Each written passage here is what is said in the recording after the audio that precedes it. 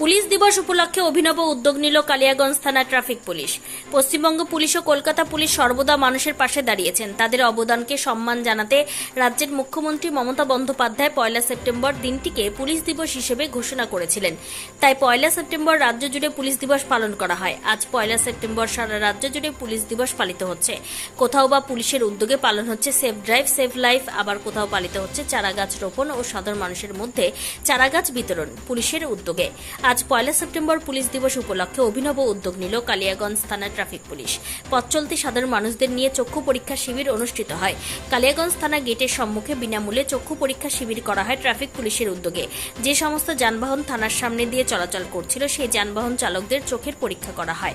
কারণ যানবাহন চালকরা তাদের নিজেদের কর্মজীবনে ব্যস্ত থাকে, তাই তাদের চোখের পরীক্ষা করার সময় হয়ে ওঠে না। রাত বেরাতে কর্মক্ষেত্রে যানবাহন নিয়ে দূর দূরান্তে যেতে হয়। চোখের সমস্যার জন্য পরিষ্কার দেখা যায় না, ফলে দুর্ঘটনার কবলে পড়তে হয় চালকদের। তাদের কথা চিন্তা করে কালিয়াগঞ্জ থানা ট্রাফিক পুলিশ চক্ষু পরীক্ষা শিবির করে।